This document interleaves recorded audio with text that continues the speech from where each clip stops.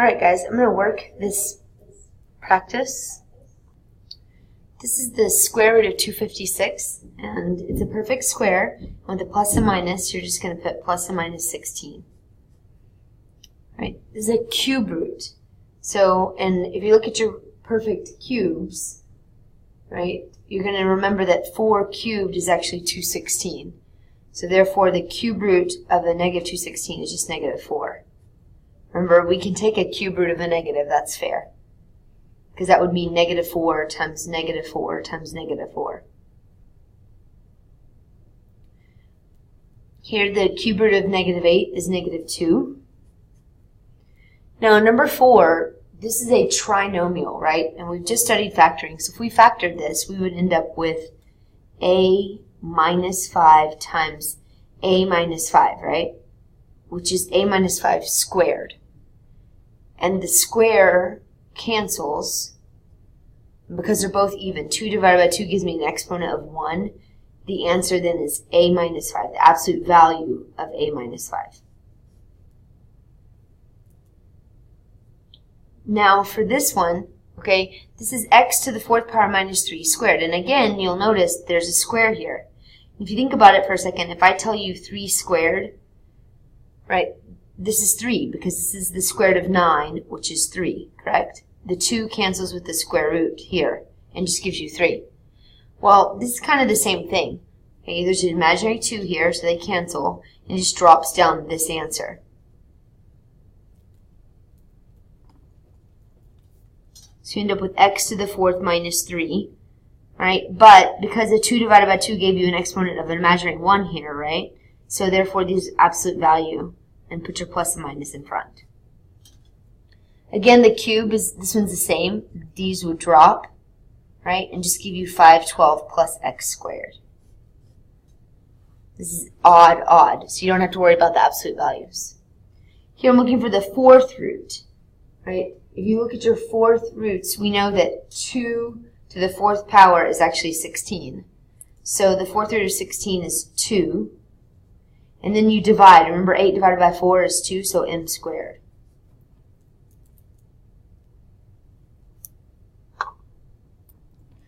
Number 8, remember if the number on the outside is smaller, you can reduce it. Okay, so 5 divided by 5 would give me c, and 15 divided by 5 would be 3. On this problem, you're looking for the 4th root of 64, right? If you know one of the 4th roots is 16, so this is 16 times 4. You can take the 4th root of 16, which is 2. So now you have 2 and the 4th root of 4. This stays under because you can't do anything else with it. On number 10, when you're adding radicals, the tails have to match. So the root 5, you can't break that up any, so it's good. This is actually 4 times 5, right? The square root of 4 is 2, so you have root 5 plus square root of 4 is 2, so you're going to kick a 2 out, so 2 root 5. Root 5 plus 2 root 5 will be 3 root 5s. Number 11, you can't add these right now because this is a root 12 and this is a root 75, so let's clean it up a little. These are square roots, so you're looking for a perfect square that fits into 12, so 4 times 3. The square root of 4 is 2, so you're going to kick a 2 out, but there was already a 5 there, so 2 times 5 makes 10 root 3. Remember a perfect square that fits in, which would be 25 times 3. The square root of 25 is 5, so you're going to kick a 5 out. There's already a 3 there, so 15 root 3. 10 root 3 minus 15 root 3 would be negative 5 root 3.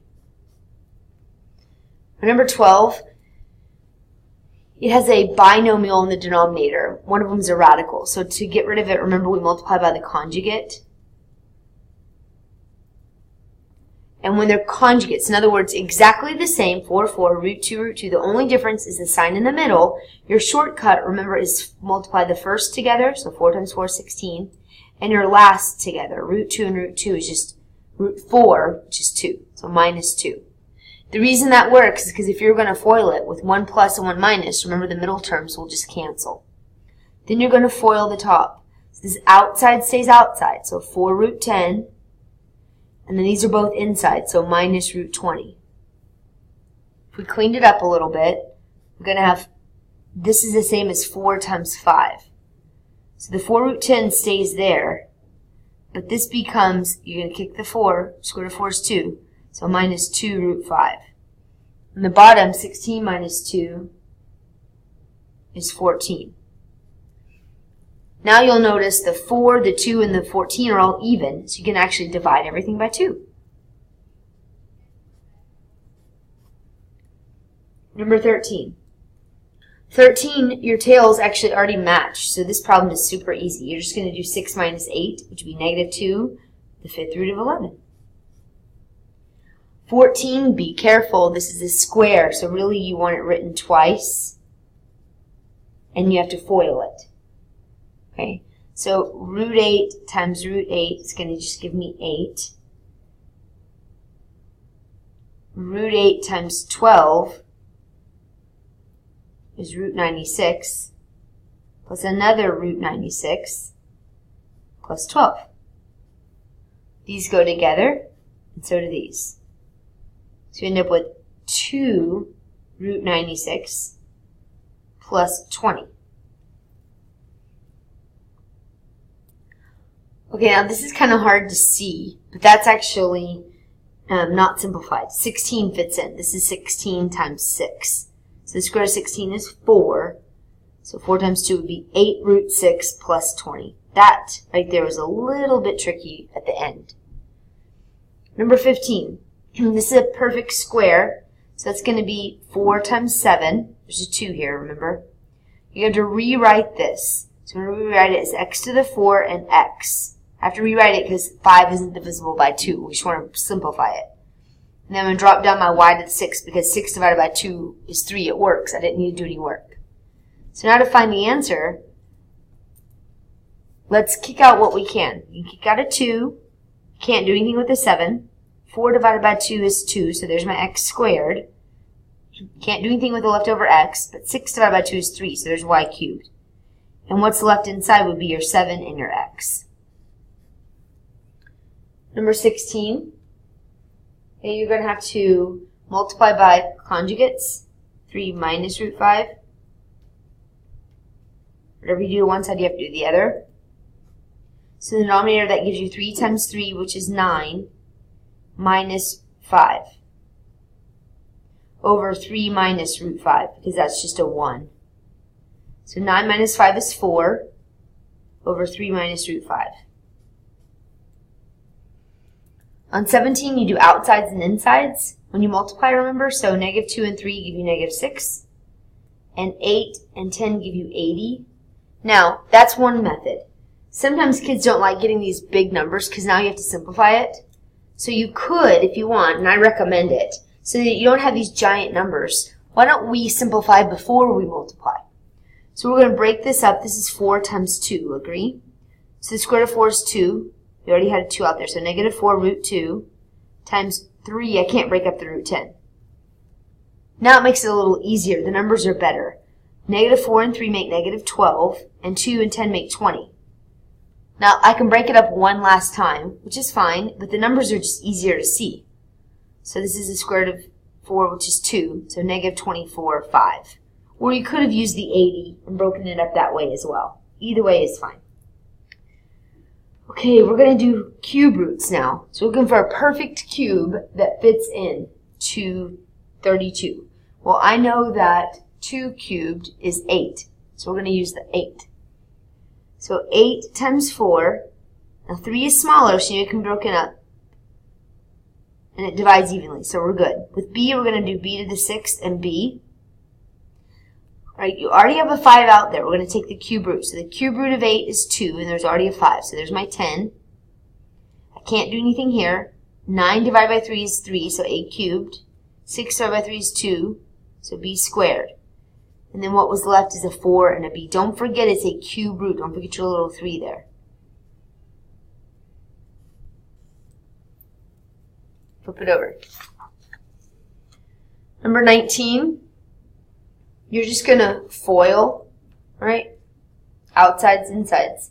So 12 root 40 minus 8 root 50. And then just break it up. This is 4 times 10. So you're going to kick out a 2. So 24 root 10 This is 25 times 2. So you're going to keep that a 5, so minus 40 root 2. They don't have matching tails, so you can't put them together, so you're finished. Now you're doing a fourth root. You're looking for a perfect fourth root that fits in. If you know your fourths, 2 to the fourth is 16. So that's actually a fourth root. So we're going to leave the 16 alone. 24 divided by 4 works, so we're going to leave that alone. 4 is bigger than 3, so you can't even break up the 3 at all. If this number out here is smaller, you can break it up. Like 4 is smaller than 7. So yes, I can break up the 7 into 4, and then I have 3 left over. So let's take out everything. The fourth root of 16 is 2. This is going to be x to the 6th. It's going to stay, z, and stay. So you have the fourth root of y cubed and z cubed inside. Number 21. Remember, this is power over root. So technically you're taking the cube root of 64, which is just 4. This has a negative, which tells you that this belongs in the denominator. So technically you have 1 over 27 to the 2/3 power. Now remember, you can square it and then take the cube root, but it's much easier to take the root first, especially with no calculator. So the cube root of 1 would be 1. The cube root of 27 is 3. Then you square them. So 1 squared is 1, 3 squared is 9. Number 23, take care of the negative first, which means you're going to flip it. 27 over 8 to the 2/3 power. Again, take the root first. Cube root of 27 is 3. Cube root of 8 is 2. And then you're going to square it. So you get 9 over 4. Alright, moving right along. The last thing we learned yesterday, or day before, I'm sorry, is how to put something in radical form. Now, first of all, you can write this if you want as 1 over power over root, so the 5th root of y squared. Then I said, alright, we are not allowed to have a radical in the denominator. We have to get it out, so we're going to multiply. Here's our little box. I know I have to multiply by a 5th root because that's what I've been given. And I have 2 y's here. In order for it to cancel, I need 5 y's. So I'm going to put 3 more because y squared and y cubed give me y to the 5th. Right? Whatever you do to the bottom, you have to do the top. So y squared and y cubed is y to the 5th. And 1 times this is just y cubed. Now the 5's drop, right? The 5th root of y to the 5th power is just y. So this stays on top, and y is on bottom.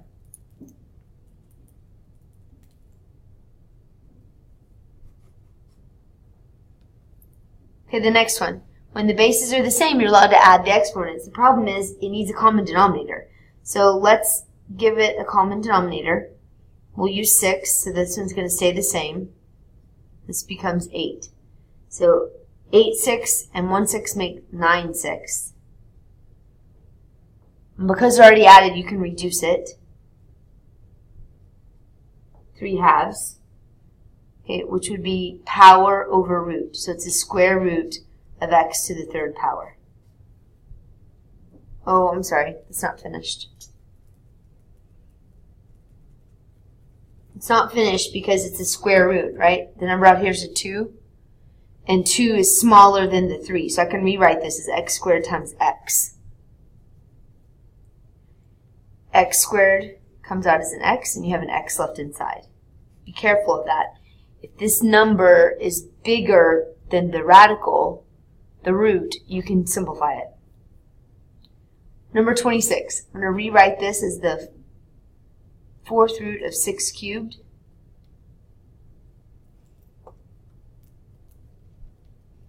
So you rewrite first. Now then, you have to get rid of the radical in the denominator. So we're going to fill in this little box here. What are we going to use? They're 4th roots, so we've got our 4th roots. I've got 3 6s. For it to cancel, I need 4 6s, so I need another 6 in there. And whatever you do to the bottom, you have to do to the top. So now I've got 3 6s here and 1 here.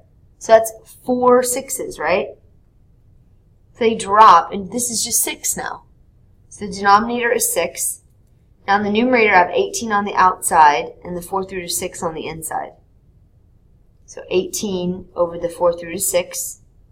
The 18 and the 6 reduce. So your answer is just 3 4th root of 6.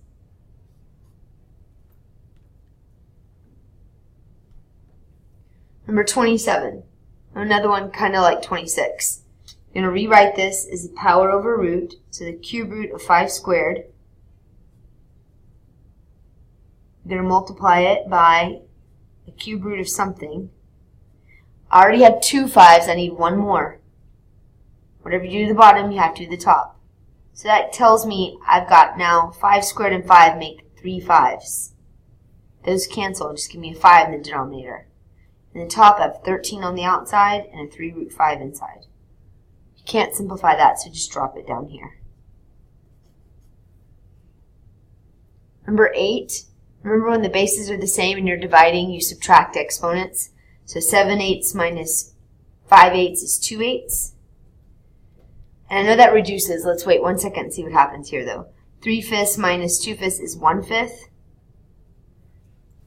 Okay, so they don't have a common denominator, so you might as well go ahead and just reduce this and make it 1/4. So what am I going to use for my common denominator if I have a 4th and a 5th? Because see, this is a 4th root and this is a 5th root. They will not fit under the same radical. So if I want them to fit under the same radical, they have to have the same denominator.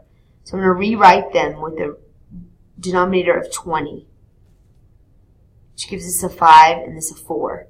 Now they're both 20 root 20s.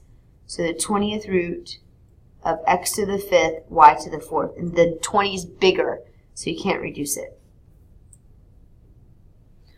On 29, they all have a denominator of 3, so they will all fit under a cube root. So you have a 6, x to the 5th, and y squared. Remember, I'm just getting the exponent from the top. Okay, 3 fits into 5, so this can be broken down as x cubed times x squared, and then y squared. The only thing you can kick out is this part. So you have x, and everything else stays the same.